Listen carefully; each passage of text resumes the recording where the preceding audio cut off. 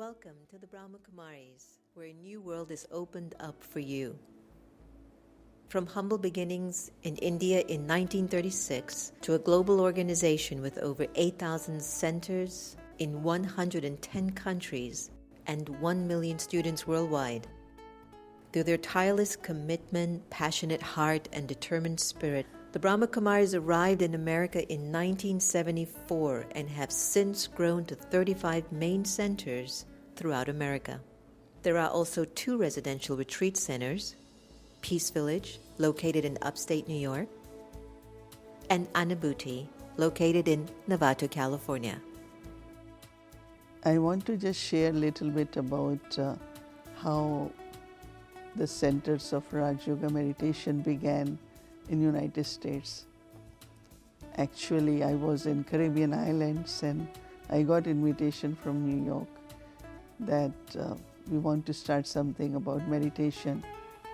And it was in 1978 I came here and we rented a very small apartment in Astoria.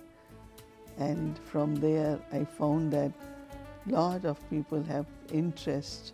I realized that there is so much need, and from there onwards then centers started in many other states.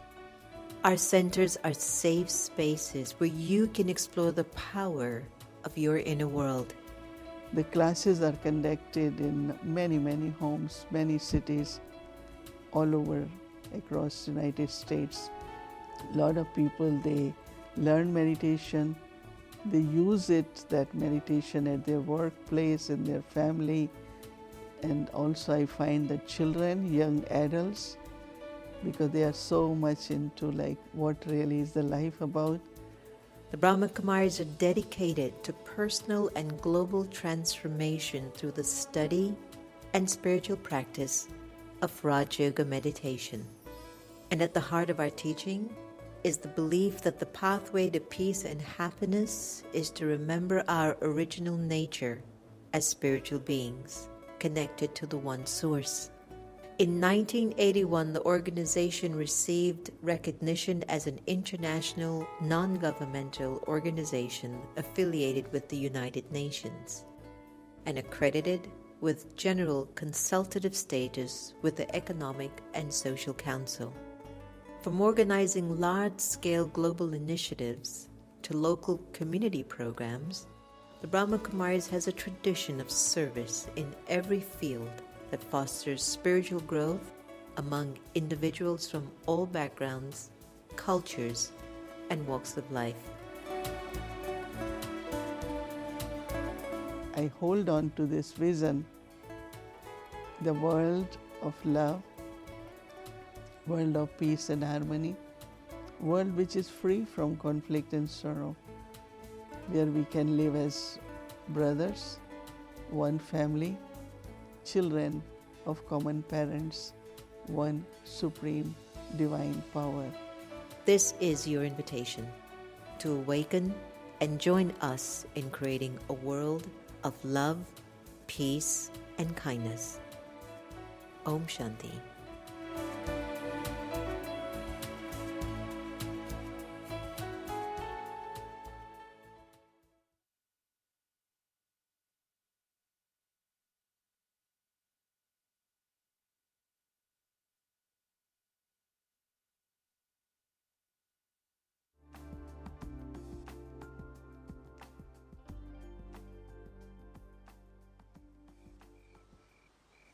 English में एक ही शब्द आएगा love, पर हिंदी में इसके 4 शब्दों में मैं अर्थ सुनाऊंगी। पहले कहेंगे लव माना प्यार। मनुष्य प्यार के प्यासी है, शांति के बेखारी है। प्यास है मनुष्य को प्यार की, जिस कारण से जहाँ से भी थोड़ा प्यार हो जाता है ना, बेचारे झूठे प्यार में फंस जाते हैं।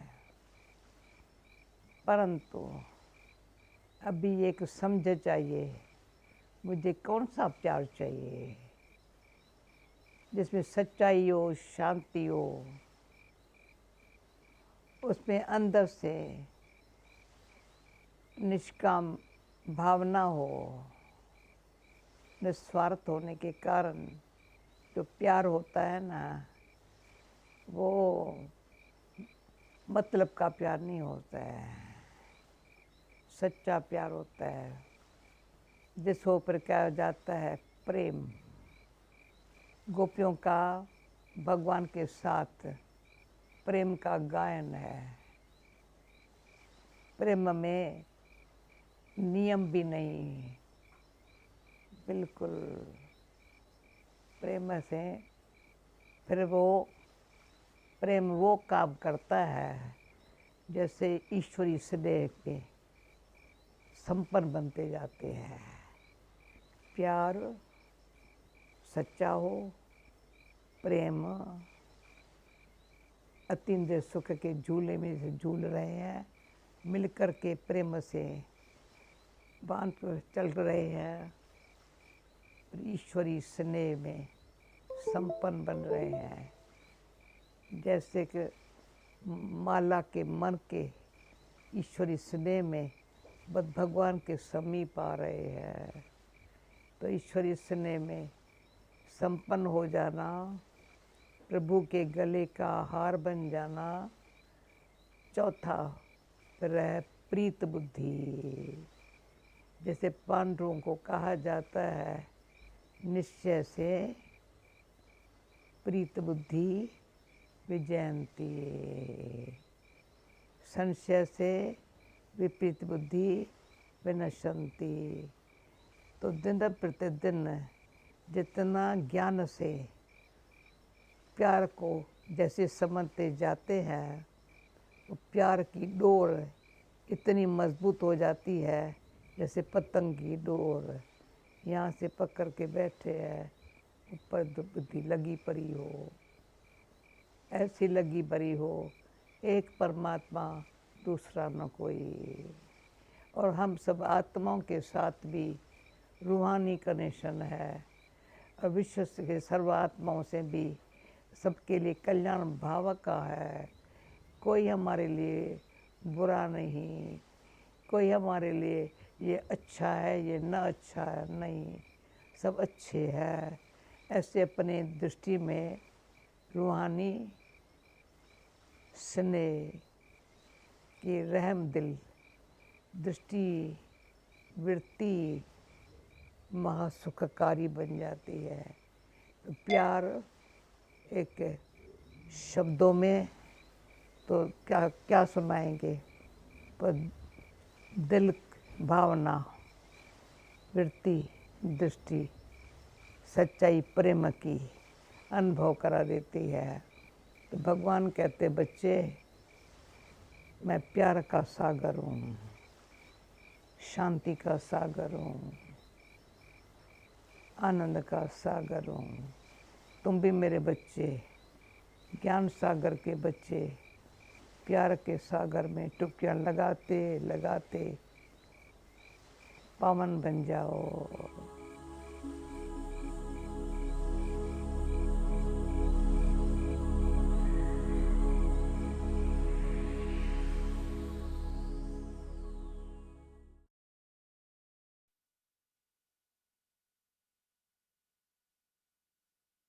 Shanti, everyone. Good evening.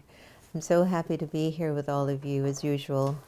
Our regular spiritual vaccine, our time together, our time to connect, to integrate, to grow, to love, to deepen the awareness of who we are, to keep checking and changing ourselves at every moment of the day. This particular time in isolation, in this particular time introspectively, has been offering us lots of insights on ourselves and where our temperaments are, like what are some of the things that we can feel are still like anxious inside. And for me, I've been paying a lot of attention to these little areas inside of myself that they're very subtle, and I don't know what's the best word to describe it, but I'm finding myself just checking and readjusting, kind of like fine-tuning in the old days when we used to have a radio and we used to turn the knob and we would fine-tune just to get that right clarity and station. And that's what I've been observing myself, just going back to checking what are my feelings, what are my intentions, what are my thoughts, is it connected to love? As you all know, I've shared with you that maybe I do an hour of the news, and even that now has reduced tremendously, and that's for the whole day. So it's not that I listen to an hour of news straight. It's like maybe 5 minutes here, then I happen to go on Twitter, which sometimes is the worst thing to do, and I'll do my 15 or 20 minutes there or whatever. It depends on the availability of my day. And can I tell you that I was scrolling through Twitter today, and I paused at some of the reports from The Hill and CNN and MSNBC, and it's just snippets. Then they have these small videos that are like 2 minutes long. And I could feel the difference in my spirit. There was like a toxicity. It's just 2 minutes or 3 minutes. I was just seeing leadership speaking about this and calling candidates particular names, and then I saw a scene where there was somebody walking into the Mayo Clinic, and everyone has on a mask, and the whole world is asked to wear a mask and gloves when they go outside. And this particular person who is in leadership walks through the Mayo Clinic without a mask and without a glove. And I knew that was strategic, and I knew they were trying to give a message to the country. Hello. That if coming, Shawn, we're going to get you on shortly. One sec.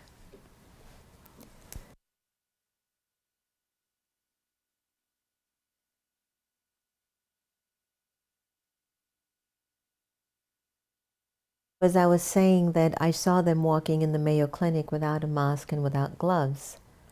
So imagine the dual messaging that it starts to translate to the public. So I've just started to feel like, gosh, I can see what you're doing, and how painful that is to the society to be able to witness that dualistic message. And that's why we need discernment. And that's why we need a lot of love right now. Because if we follow the track of the way of the world right now, I don't know what's going to happen to us. We've got to use our own thinking, we've got to use our own hearts, and we've got to use our own common sense. Just imagine, health experts are telling you to wear a mask and a glove. Everybody in this facility is wearing a mask and a glove. And this particular one person in leadership walks in there without any mask or any glove. Do you see the mixed signals? And when I saw that, I started to feel hurt. I mean, even as I'm talking about it, I'm getting a little bit of that feeling as to what souls are doing. Even after this crisis, over 50,000 people have lost their lives. And this is the message that they've strategically sent out to the country. We need more of a spiritual vaccine. We're going to need to stand up more for ourselves and for each other. And we're going to need to become more powerful than we have ever been before in our lives. Because historically, when certain people are in positions of power, it doesn't mean that everyone will be salvaged. It means who's connected to that energy of power. And we're going to have to be smart. We're going to have to be smart. So today is a conversation on perception, how we see things. And I thought that I'd play a game with all of you. And I'd like you to really be patient with us. Everything was working out great with technology this afternoon, and all of a sudden, one thing closed and opened it back up, and then all of a sudden Shawn is not able to hear us. But we're maneuvering all of that to make sure it works I can assure you it's going to work out just fine. Everything's going to be fine. And I'm very peaceful and loving, and guess what? Santosh is very peaceful and loving because he has no other option, okay? He's lost some hair, but he's very peaceful and loving. Anyway, Santosh, could you put up for me just the image of the perception images? I would like, if you could make it bigger, can you make it a little bit bigger? No, okay. Because now I have to give credit to Shutterstock.com. But anyway, here is what life looks like, everyone. And please type it in your comment section if you happen to be available to do so. Tell me what you see in this image. What's your perception of this particular image? Take a moment. What do you see? Put it in your comment. I'd love to hear what you have to say. Anyone's put any comment in? What are you seeing there? What's your perception of that? What do you see? I see two faces looking at each other. Yeah? Anybody else sees that? What else? What do you all see? Philip says he's seeing a vase. You're seeing a vase. Okay, feel good. So you see a vase. Does anybody else see anything? Elizabeth says, I see a beautiful vase. Feel good says, I see a chalet. And Sabina says, I think they're both looking at each other. Ah, Jennifer says, I see a pedestal. I wonder who's right. Christy says, I see two faces. So what is it, everyone? Is it a vase? Is it a pedestal? I see a table. Is it two faces? Two faces? Why would two faces identically look at each other? What's the common sense behind that? Let's move on to the next one. Aha. Now, pray tell, what is this one, everyone? What do you think this image says? Well, how do you see yourself? How do others see you? How do you see the world? And how do others see the world? What does that look like to you, Santosh? A rabbit and a bird. Okay, so is it a rabbit or is it a bird? Everyone, what do you see? It's a bird. More a bird. You see a bird? You mean like a duck? A big owl. Is that what it is? Like a duck? The head of a duck? You see a rabbit? Rabbit with the ears. You sure it's a rabbit? You sure it's not a body? A body? A bird. Oh. Philip says rabbit. Rabbit. Maria says it's both. No, it can't be both. You have to choose. What's the perception? Rabbit or birdie?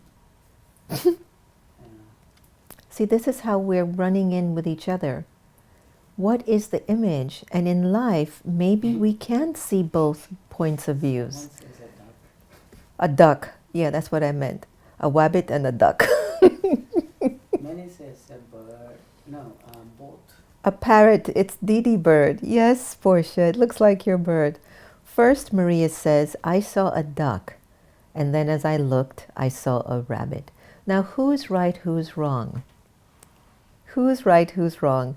There's one more image which happens to be my favorite. Let's take a look at this one. All right, whoever gets this one right, I'm going to send them a big hug all the way from Virginia, wherever you might be. Tell me, hold 2 minutes or 2 seconds rather of silence and tell me what is your perception of this image.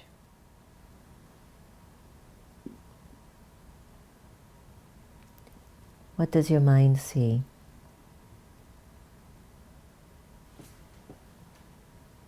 What does it perceive? Yes, V. So imagine, based on how we think and feel as people, that's the way we see our world. Is that a young woman in this picture? Is that her profile? Or is it an old lady with a scarf?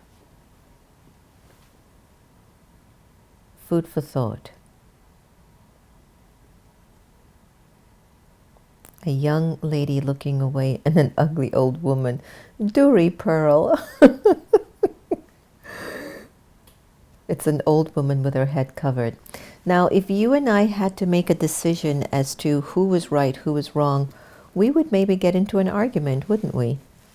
If I tried to prove to you, well, that's a young woman, and you would say, no, that's an old woman, and we would get into an argument, and we would know what to do with ourselves. And that's what's happening in the world today. Each person is seeing things from a different point of view, and we're not seeing each other's point of view from a place of love, from a place of respect. So Santosh, let's go come back on. And why I thought that that little exercise was important, it's okay if we have a different point of view. But are you loving? And are you in your self-respect? And are you at peace? I'm going to play a song with our upcoming guest, a wonderful brother of ours from Nashville, Tennessee, Shawn Gallaway, who's a friend of Diane Hayworth, one of our locals here in the Virginia area. And this will give you a little bit of an idea of the spirit and the energy of Shawn. So I'm going to ask Santosh to play his song for us, and I'd like you to just go into the experience, and we're going to get Shawn on air and have a heart-to-heart conversation and learn more about the role of men during this particular time, but also the role of love. And how important is this energy of love? And what it means when a soul in a male's body decides to reach out to the world and say, men, it's time for us to love more and balance out our gender or our masculinity. Stay tuned. Enjoy this song.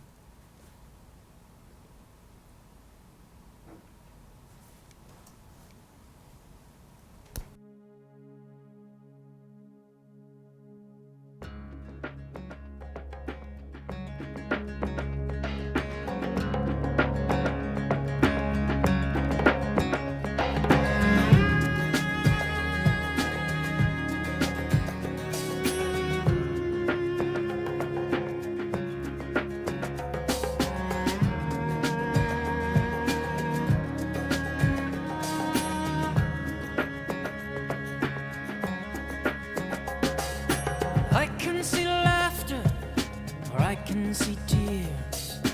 I see a choice, love or fear. What do you choose? I can see peace, or I can see war. I can see sunshine, or I can see a storm. What do you choose?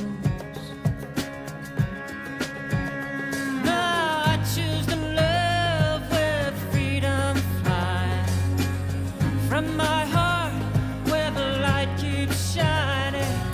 And I choose to feel the whole world crying for the strength that we can rise above.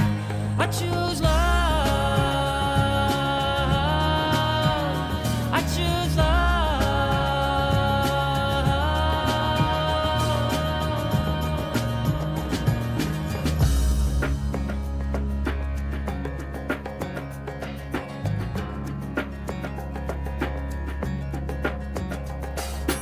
I can see sharing, or I can see greed. I can see caring, or poverty. So what do you choose? I can see gardens, or I can see bonds. I can see life or death coming on strong. So what do you choose? No, I choose to love where freedom flies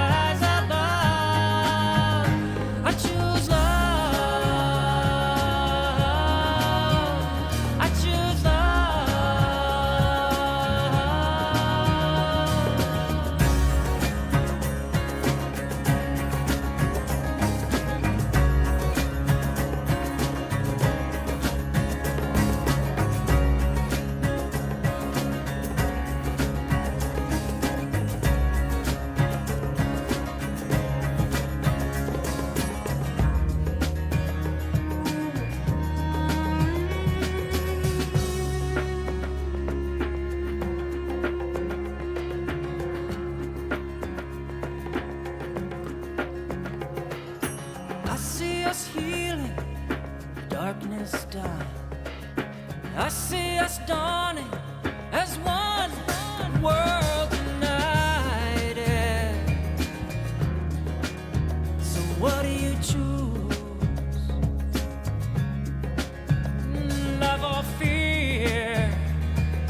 Oh, we choose.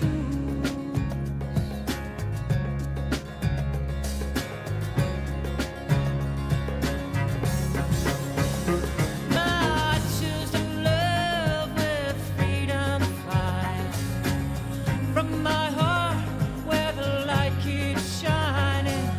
And I choose to feel the whole world crying. And I choose to feel one voice rising. And I choose to feel us all united in the strength that we can rise above. I choose love. I choose love. I choose love. Love.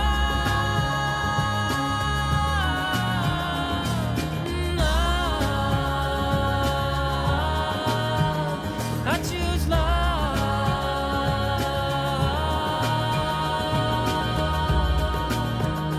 I choose love. Woo! I choose love.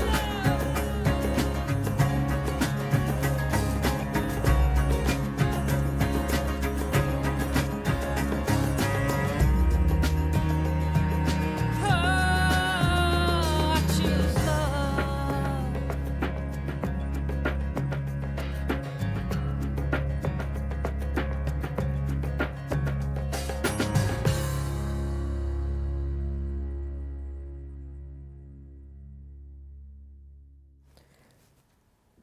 Oh, wow. What a beautiful song, and especially because we've just almost a week after Earth Day, and how touching and moving. And that was my wish in my opening welcome with all of you, that even though we see things from different sides, are we able to see things from the eye of love? That we might not see things the same way, but can you still love me? And even though we're conveying messages, the question is the message that I'm conveying mixed with a motive that doesn't have love, that might be mixed with some intentions that could hurt the lives of many people? I don't know what you're learning during these times, my friends, but I sure hope you're learning to not feed into the world that just seems to still be stuck. You know, if you lost the life of someone during this COVID pandemic, you know what it feels like, where you can't go to their funerals, you can't see them in the hospital, then the fear of whoever's going to get infected. We need a lot of love now, more than ever. And the leadership around the world, and even maybe just historically, has been a leadership that maybe we just need to come from this really balanced place and balanced space of the heart. We have a really special guest on today, and he was someone that I came across through a friend of ours, Diane Hayworth, who's an author. And when I met with Shawn first came on the America Meditating Radio, and then he attended our retreat in Peace Village. But since then, whenever you meet Shawn, something is left in your heart with him. It's like you won't forget him. And then when I was in Nashville, I saw Shawn, and we had such a wonderful time at Unity of Nashville as well. And with Reverend John McLean, Pastor John McLean. John, if you're watching, sending you lots of love. I know sometimes you're tuning in. So let me give you a little bit of an introduction about Shawn, even though this doesn't speak half to who the man is. Shawn Gallaway is a 2-time Global Peace Song Award-winning singer, songwriter, visual artist, author, workshop facilitator, and energetic healer.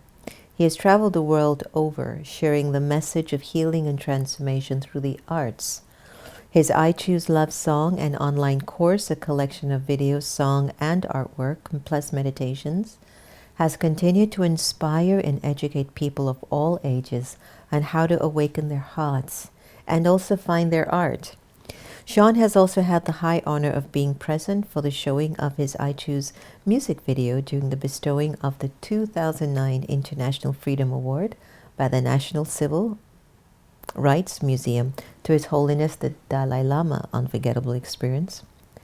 World and social change leaders like Nobel Peace Prize Laureate and activist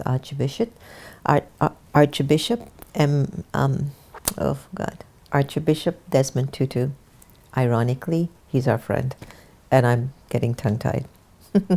One of those days, my friends. So he also embraced Shawn's song, I Choose to Love. It's just reaffirming the call of the Spirit. He also won the Global Peace Song Award for I Choose Love in 2017. It gives me great pleasure to welcome my brother, Shawn Gallaway, all the way from Nashville, Tennessee. Hi, Shawn. Welcome. Thank you, Sister Jenna. It's a pleasure to be here. Great to see you again. Well, thank you for joining me on such short notice. And how did you feel when you were watching that video that we just played? Because I'm sure you've seen that video a million times over by now.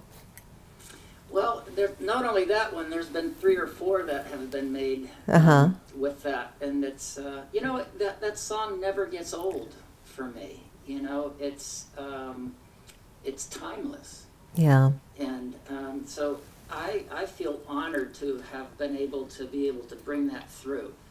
Beautiful. And it's a blessing and to me every time I get to sing it and share it, because it helps me remind myself, what am I choosing in this moment, you know? And if I'm going to be walking out into the world in integrity, I got to be walking my talk, you know? Mm-hmm. And so it's an honor to sing that song, and it's an honor that song supports people in choosing love for themselves and for their families, their country, the earth itself, the world. Yep. Well, tell me something. You know, I did a little bit of an exercise before you came on perception, and we're all perceiving things from a different vision within. And I'd be curious to hear what your perception is of how choosing love relates to this particular time with the COVID-19, and what do you think we can learn from this particular period? Big question. Yeah. First of all and foremost, I think that for me, the COVID is an opportunity for not only myself, but I think the collective to reset. I think we're being asked from a very high place on, our own divinity to say, you know what, we need to reset because of the fear structures that have been created, across the board, all systems that need to be released from, the controlling fears that we've generated in our own minds, our own behaviors that are not loving. Yes. And so I think this is a time where we get a chance to, when you think about it, a lot of us have been locked down in our homes, and it's like, it's a time to sit with ourselves and say, how do I want to show up in the world when it reopens? And for me, it's, I've been able to deepen my own spiritual commitment to love and to being kind and loving to myself and to the world. So I think this COVID thing has been a great gift in strange wrapping paper for humanity to finally say, hey, we got a big wake-up call on 9/11. Yeah. I mean, big wake-up call. And it seems like, my experience in choosing love is if you don't heed the call to love, there are things that will just eventually happen again that will bring you to love. Whether it be, we're at a choice point right now where it's like we can heal lovingly and kindly, or we can heal by fire. Yeah, yeah. And so I think this virus is an opportunity to look at a perspective of like, what do we really want out of humanity? What is our humanity really crying for? A lot of people are taking care of each other during this time more like they did at 9/11, and really being kind and showing up for each other. Yeah, but I'd love that. I'd love that. Yeah, and can we hold that as we move back into the world, because the you know, it's noticeable, you know, that the structures that we've been sort of living with are falling. They're falling apart, and the ones that are built on the strength of love will continue to you know, to go through this, and those that aren't will have to go through that grieving process of that loss, and then say, okay, how are we going to shift? Yeah. How are we going to, like you're saying, how are we going to look at this as a blessing instead of a curse? You know? Now, I gave a session the other day about thoughts and how they create systems. And I'm pretty convinced that the reason why this has become a global pandemic is because we're all a part of this particular situation, that each time we got angry, upset, jealous, critical, judgmental, we were adding to a virus that maybe we couldn't see anymore. But when we got so sick or so isolated or so disconnected from each other, now we're able to see certain things. That's one aspect. The other thing is that I think we're being given an opportunity, Shawn, to think differently, because due to this tragedy, a new system is being born or sustained. And I'd be curious to hear, what have you been learning about you that you feel is becoming a little bit newer about your personality? For me, it has been accumulation more of my silence, which is not an absence of sound, but it's a vibration of spirit. I've been focusing more on maybe, you know, I just need to do a little bit more caring at the soul level and the physical level. So those are the three things that I've been recognizing within this last almost 2 months. What about you?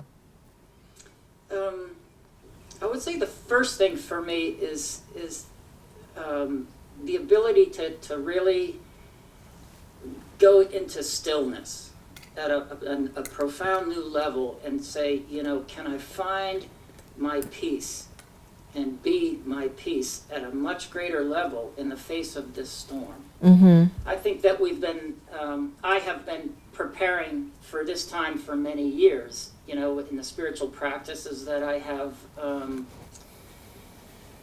been practicing to bring me to this place where it's like, can I hold my center in these storms? Sure.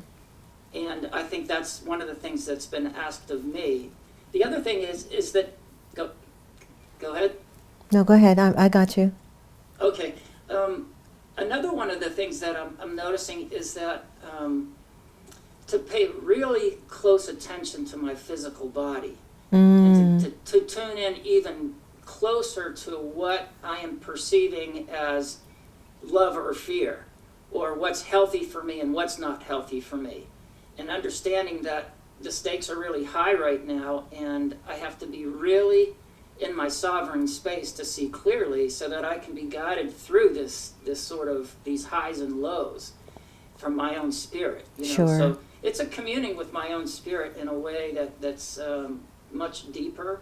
Sure. And the other thing that I've known about this is that my sense of service to humanity has been excelled. I don't even know how to explain it. It's that I feel like I came here to give something to this planet.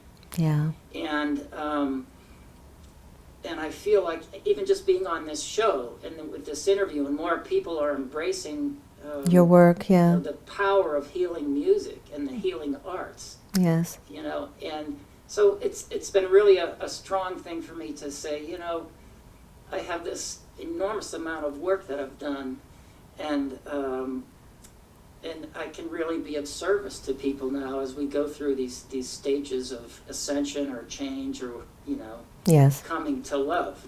I can be a lighthouse for that, and I'm willing to take responsibility for that in myself and to assist others, just like yourself.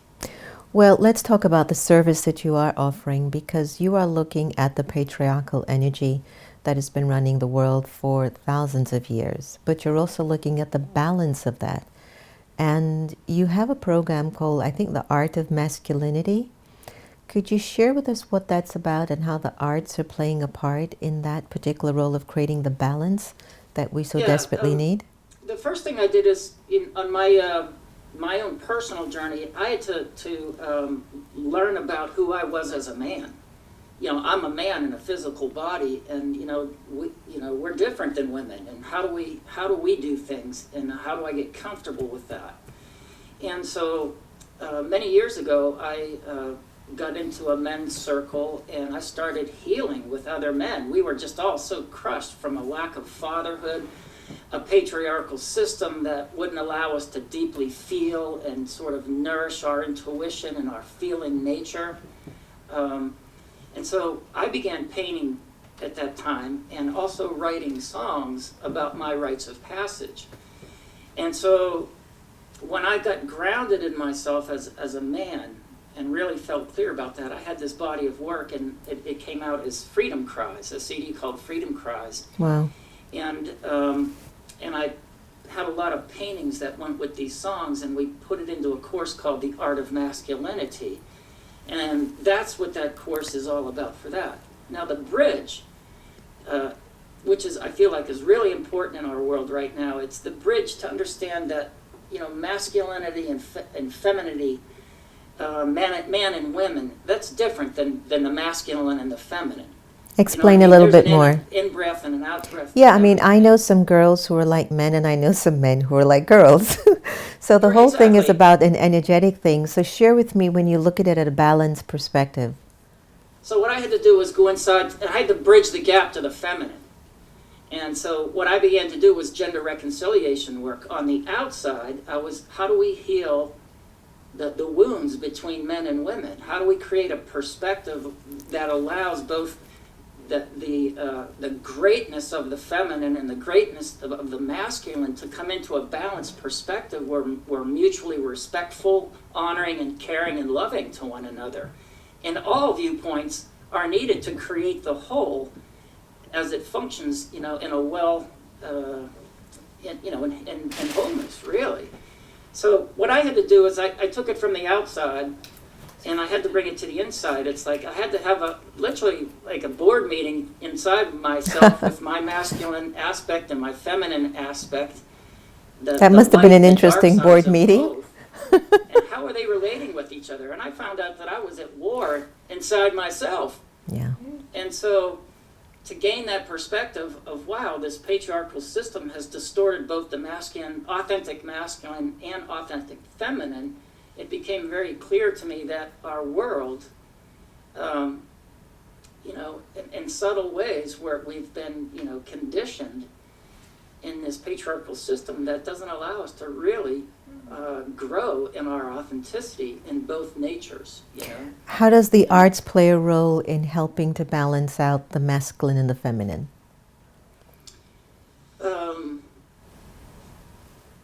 Does it? I think it does. It creates an experience in the absolutely. soul that can soften you, whether you're the toughest person on the block. Music can soften you if you listen to the right ones.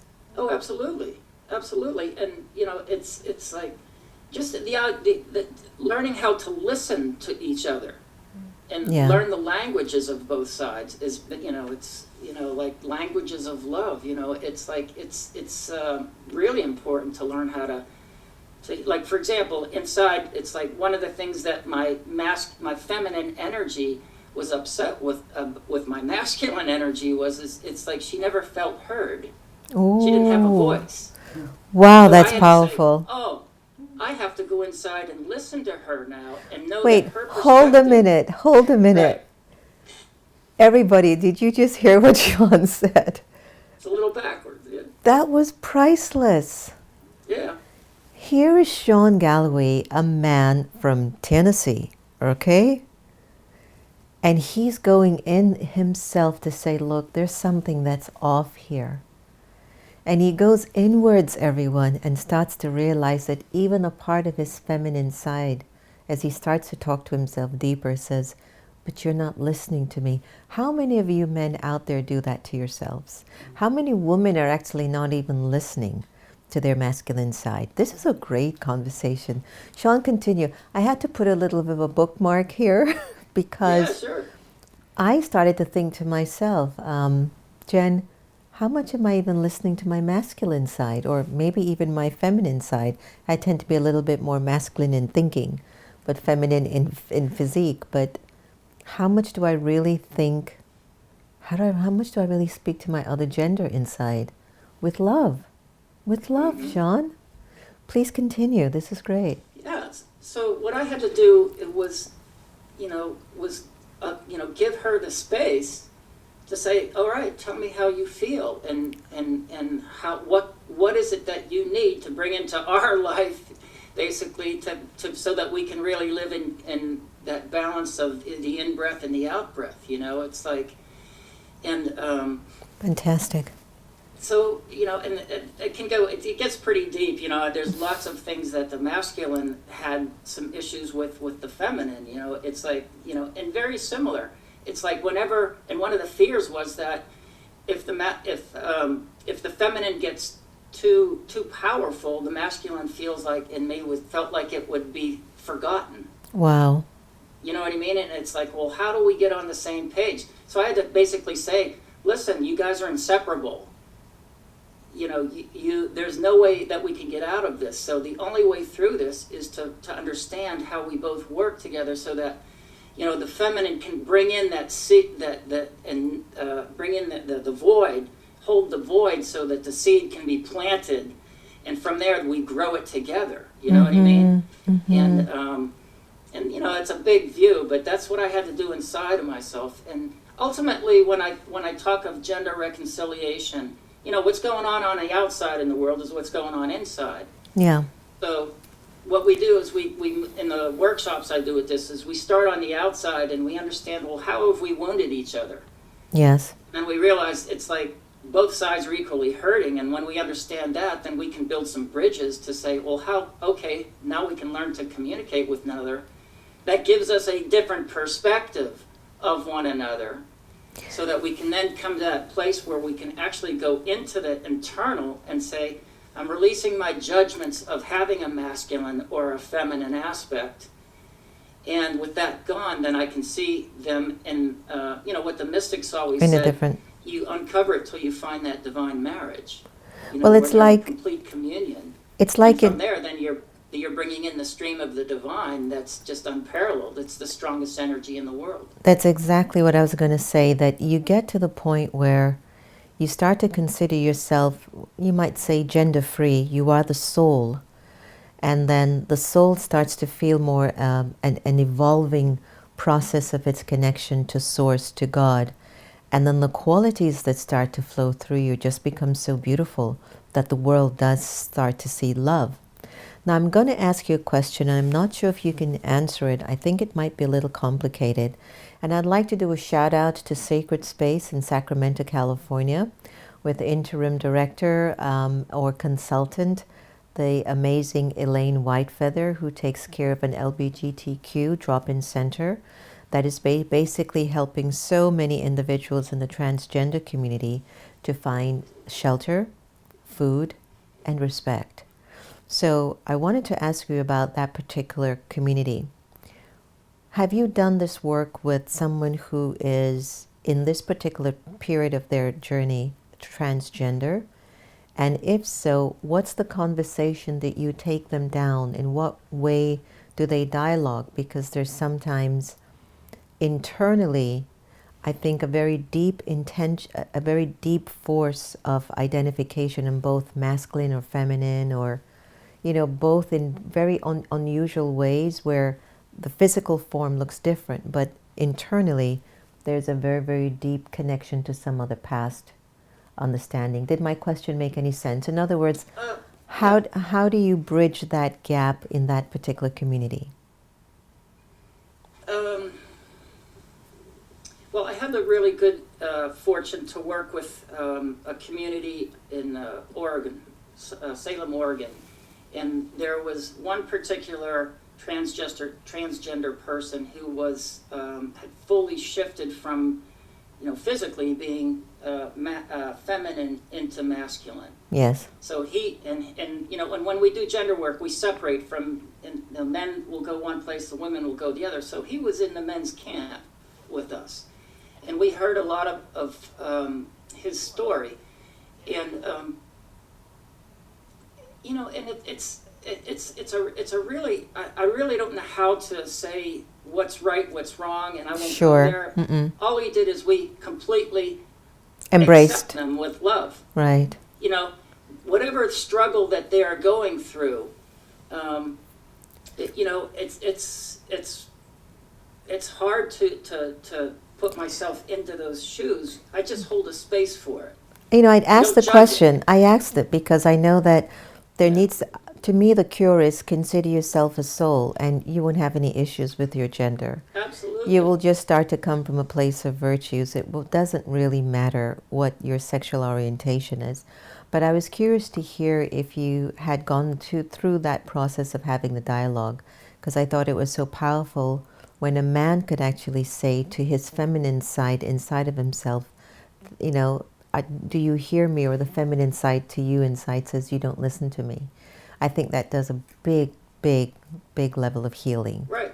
And especially, you know, in the transgender community, I would love to be able to share that more with the trans, you know, because a lot of times there's a lot of confusion around their gender because of the lack of you know, that spiritual balance within inside themselves. Right. You know, and it's like, if they can come to that place of that union, you know, I just think it's really important to, before people start having surgeries, that they have an understanding, A spiritual that understanding they of the are self. both masculine and feminine before they start, you know, going down that path thinking Yeah. that's going to solve the issue. It's not. It's a very painful operation too. I've spoken to many, but I do send them a lot of my good wishes. It must be a really, really difficult time for them. Very, very difficult. I have much compassion for Me too. all of Me them, too. for, you know, all of humanity. For all of because us. I mean, we're all, so much of this, to me, this is one of the biggest pink elephants in the world, is the lack of true understanding of our feminine and masculine Yes, natures. absolutely. What is authentic masculinity? What is authentic femininity? And how do we bridge them together in a way that it is absolutely wonderful? I have to tell you that I love the way the Brahma Kumari structures the running of its organization to some extent, where majority of the leadership are female, because Brahma Baba, who was the founder, felt that an area that souls and female bodies have to work on is their area of attachment. And the brothers, Brahma Baba used to put them in a position of being support to the females. So whether they were more educated than even the sisters, they would have to practice humility in able to build up their balance. And I've seen that as a thread throughout, you know, the community for decades, of how I've observed the men and the brothers in the Brahma Kumaris. I see this kind of a Vishnu form within them. There's a sweetness in terms of their spiritual femininity, but then there's a strength, which isn't aggressive or very masculine, but it's a strength of character. And I've seen it also in the females, that there's a strength in their presence, but there's also sweetness in their presence. And I do believe that this practice of soul consciousness and connection to the divine, and when you're in service from that place, can actually be a very, very grand neutralizing force. Now, Shawn, you and I have heard, like I mentioned earlier, I'm not really listening to the news as much, but when you do scan through it, I think our death rate is up to about 50,000 lives that have been lost due to this COVID-19 or coronavirus. And there's a lot of grieving going on. And even if you yourself haven't lost someone as a result of this pandemic, you might have heard about it or seen it on television or heard a friend. There's still a sense of loss and this kind of doubt, like, am I next? Is anything going to happen to me? You know, nobody knows, right?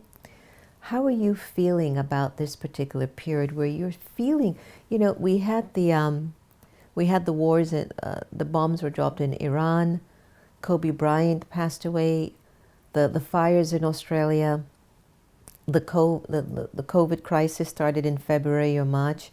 It's been sorrow since 2020 began. Mm-hmm. And there's a vibration in the atmosphere that's spreading of the sense of grief and loss. And sometimes we don't know what to do. I personally feel at a spiritual level that, we come and go with each other. I don't know when my time will be up. You don't know when your time will be up. We are souls and we're playing our part. But still at the same token, we've gotten accustomed to each other. And we get accustomed to certain ways of living and to certain situations in life. And it feels like all of that is going. It might be, for me, I think it's a transformation for the better. But there are many of my brothers and sisters who feel, Shawn, it's a great loss occurring.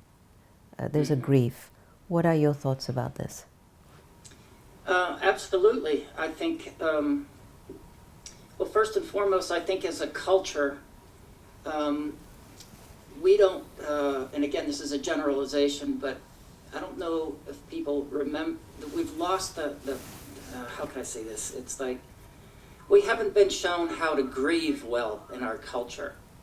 I think that's, and it's important to have our feelings,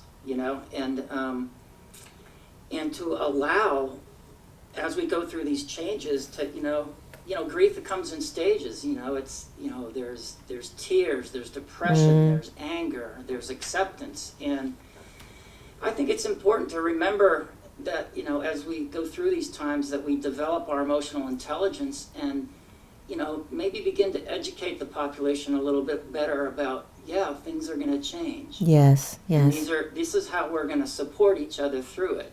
It's a roller coaster. One day you're going to be up, I'm going to be fine, I'll hold a space for you, and then and vice versa. It's like, how do we hold each other through?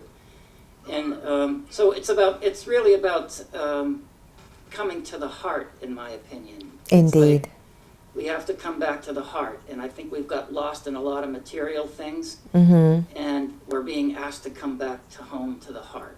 Beautiful. That's how I feel about it. I think you've got a song that you're going to sing us into Betty by, but here's a question by an audience member on Facebook. Sure.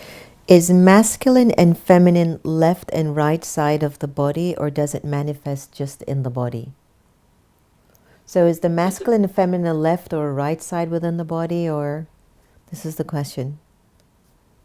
It's an interesting question. On what spiritual teaching that you come from. I think that I would ask that question to that person and say, how is it for you? And that's your truth. For me, I look to my left as the feminine, my right as the masculine, and those energies are constantly intertwining within me. Oh, wow. That's the way that I look at it. Beautiful, beautiful. Great. Any other questions, Santosh? People are liking it. Everyone's liking it, loving it. Well, wait till they hear you sing. All right. Any final thoughts that you'd like to share, Shawn, before you take us into a beautiful performance? Well, it's just, I invite you all to choose love and to understand that when you do choose love, that which is unlike love will begin to surface in you, so that you can begin to look at it and be, and with your conscious awareness, be able to what I call, it's like you got to ingest the shadow so it makes your light burn brighter. Yes. You know what I mean? And it's like, understand that the choice to love, it's not easy. There's lots of joy, but it's to get into that really, it's a practice. How about this? And it's easy to choose love, but it's difficult to choose it all the time. That's exactly right. And we're human beings, and it's like, sometimes we need to go out into the woods and just have us a good old scream, or, it's like, we're human. And so, but anyway, so, just to say, the other thing I would like to share is, I have a course, an online course, it's free, and it's called I Choose Love, and anyone could go there, and it's really going through the stages of my healing journey in art and music. And Beautiful. I would invite you to share that, especially with people who are hurting right now, because it really is a wonderful way to come to the heart and to understand where you are in the journey at any given point. It's all timeless, and, Oh, lovely. and it can really support you. Wonderful. So we'll put yeah. it, we'll type it in the comment list so that everybody who's looking in can get a chance to connect with you when they can. Right, that would be great. So what are you going to serenade me with, Shawn? You know, by the way, I just want you to know that I love being serenaded. I remember when I was at your Peace Village. I remember when you were at the retreat center that you would sit up there in the corner and love them. We were playing music. That I get it. I just love it. I just love it. I love serenading people. You know, it's what I came here to do. There you go. So what's the title of this song? This is called "Where Love Abides," and I wrote this song in the midst of the deepest grief I've ever had, and it's some of my story and some of other people's stories, and I offer this as a blessing to all those who have lost loved ones, whether it be from the COVID virus or whatever else has been going on during these last troubled times, to invite you into faith and to understand that there is a door that will open, that will, when you'll be able to rise from the sorrow and find beauty in your life again. Absolutely. So Everyone, plug this headphone into my microphone here and we'll get started. Okay. Everyone, I offer you Shawn Gallaway as he serenades us to a wonderful evening. And this So is called Where enjoy. Love Abides.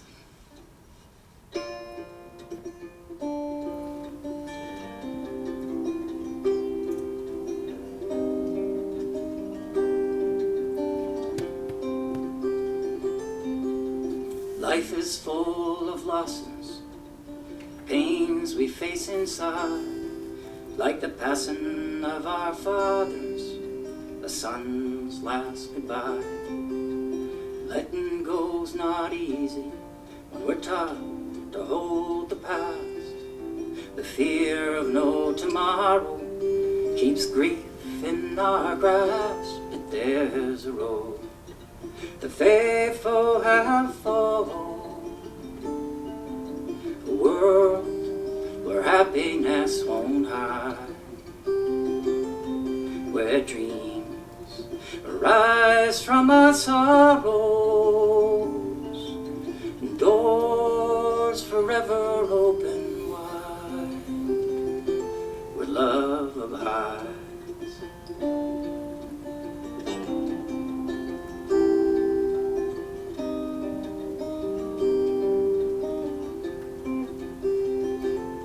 So if time's like a river, it takes me to the sea, when new life is like a sailboat just waiting there for me, and help me embrace the ways of the wise who dance into death with freedom in their eyes.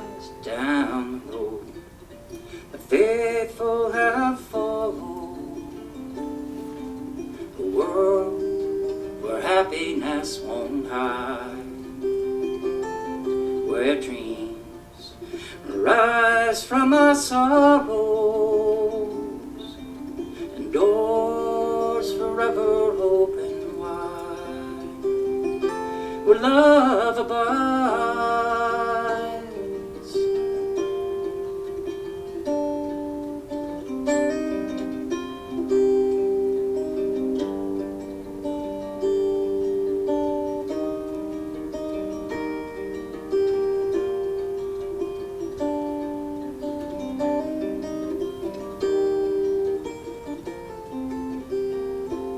Down the road the faithful have followed,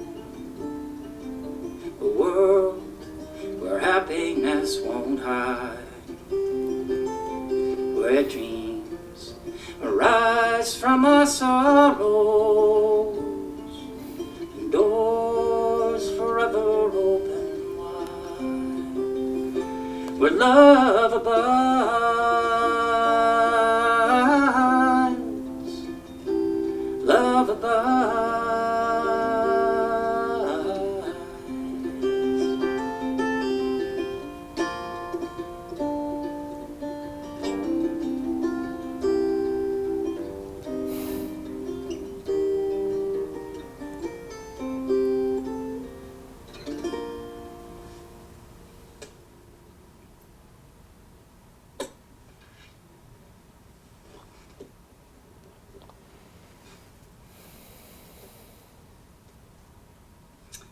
Okay, I'm back.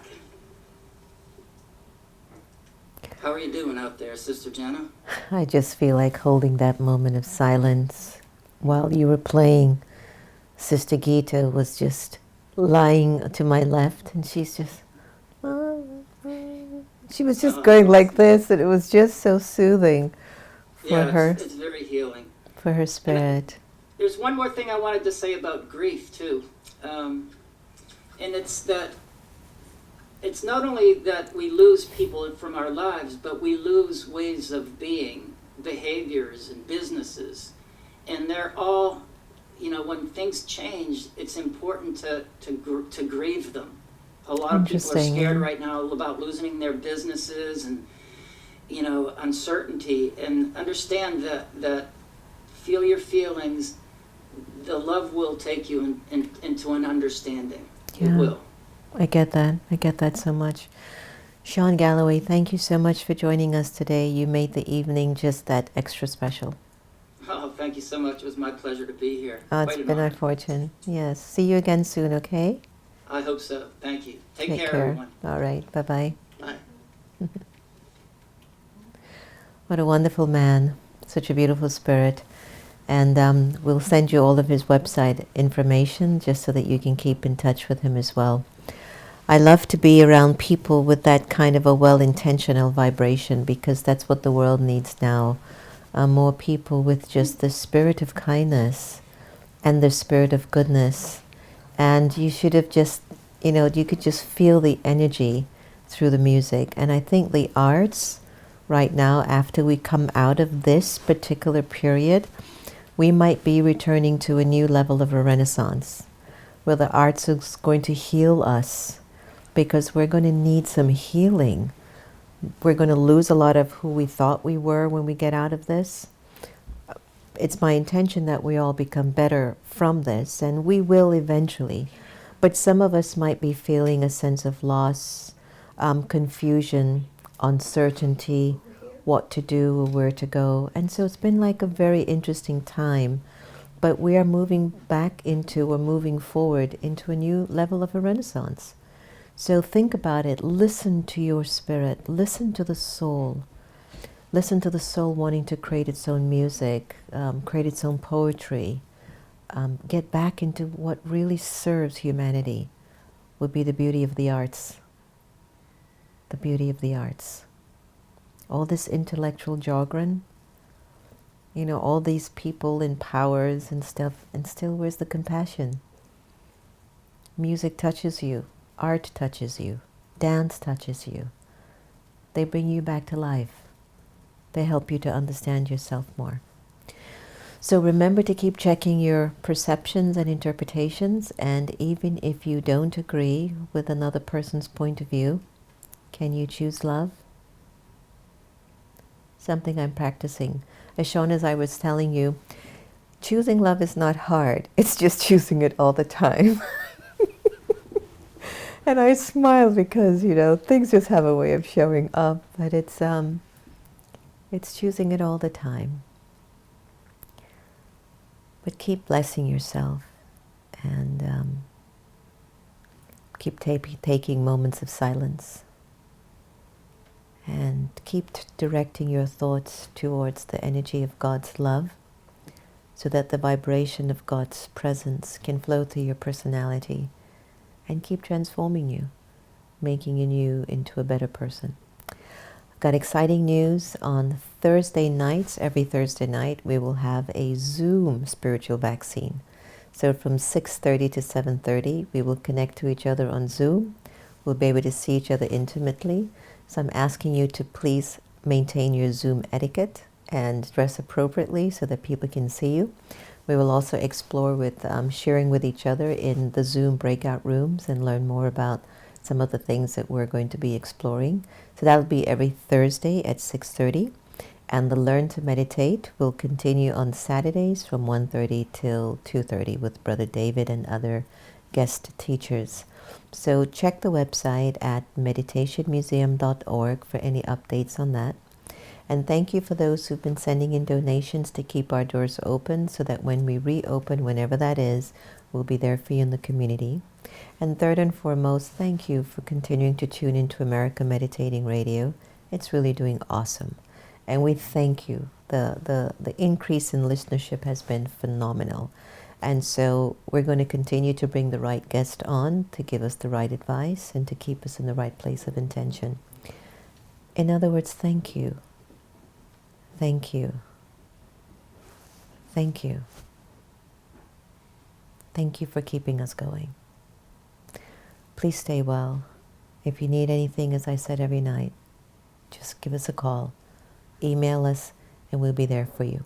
We'll leave Shawn's information on the comment list, so feel free to connect with that, and be well. Om Shanti. Take good care.